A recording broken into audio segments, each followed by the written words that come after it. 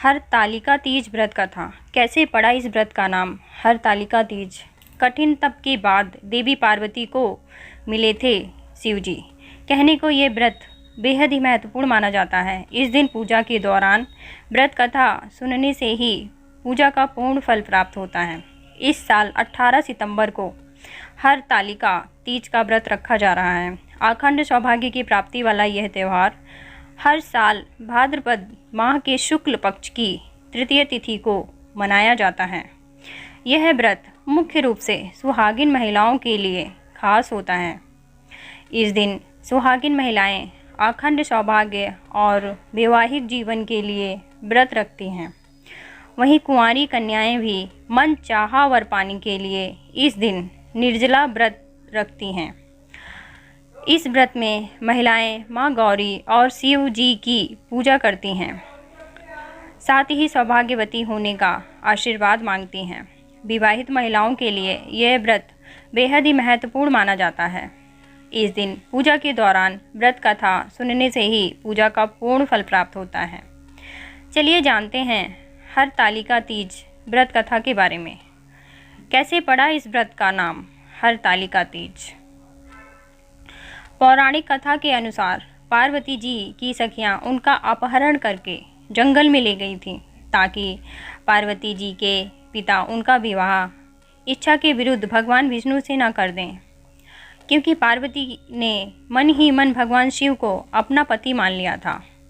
पार्वती जी के मन की बात जानकर उनकी सखियां उन्हें लेकर घने जंगल में चली गई। जंगल में अपनी सखियों की सलाह से पार्वती जी ने एक गुफा में भगवान शिव की आराधना की। भाद्रपद तृतीय शुक्ल के दिन हस्त नक्षत्र में पार्वती जी ने मिट्टी से शिवलिंग बनाकर विधिवत पूजा की और रात भर जागरण किया। पार्वती जी के तप से खुश होकर भगवान शिव ने माता पार्वती को पत्नी के रूप में स्वीकार कर लिया था। इस तरह सखियों द्वारा उनका हरण कर ले जाने की वजह से इस व्रत का नाम हरतालिका व्रत पड़ा। हरतालिका तीज व्रत कथा। पौराणिक मान्यता के अनुसार पिता के यज्ञ में अपने पति शिव का अपमान देवी सती सहन नहीं कर पाई थी और उन्होंने खुद को यज्ञ की अग्नि में भस्म कर दिया। वहीं अगले जन्म में उन्होंने राजा हिमाचल के यहाँ जन्म लिया और इस जन्म में भी उन्होंने भगवान शंकर को ही पति के रूप में प्राप्त करने के लिए तपस्या की। देवी पार्वती ने शिव जी को अपना पति मान लिया था और वह सदैव भगवान शिव की तपस्या में लीन रहती थी। उनकी हालत देखकर राजा हिमाचल को चिंता सताने लगी और उन्होंने नारद जी से इस बारे में बात की।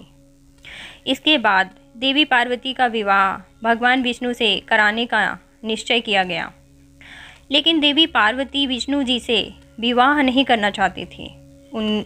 उनके मन की बात जानकर उनकी सखियां उन्हें लेकर घने जंगल में चली गई। कहा जाता है कि भाद्रपद शुक्ल पक्ष तृतीय तिथि के हस्त नक्षत्र में माता पार्वती ने मिट्टी से शिवलिंग का निर्माण किया और भोलेनाथ की स्तुति में लीन होकर रात्रि जागरण किया। साथ ही उन्होंने अन्न का त्याग भी कर दिया। यह कठोर तपस्या 12 साल तक चली। पार्वती के इस कठोर तपस्या से प्रसन्न होकर महादेव ने उन्हें दर्शन दिया और इच्छा अनुसार उनको अपनी पत्नी के रूप में स्वीकार कर लिया। इसलिए हर साल महिलाएं अखंड सौभाग्य के लिए इस व्रत को करती हैं। हैप्पी तीज दोस्तों। शुक्रिया दोस्तों, आपका दिन मंगलमय हो। शुक्रिया दोस्तों, आपका दिन मंगल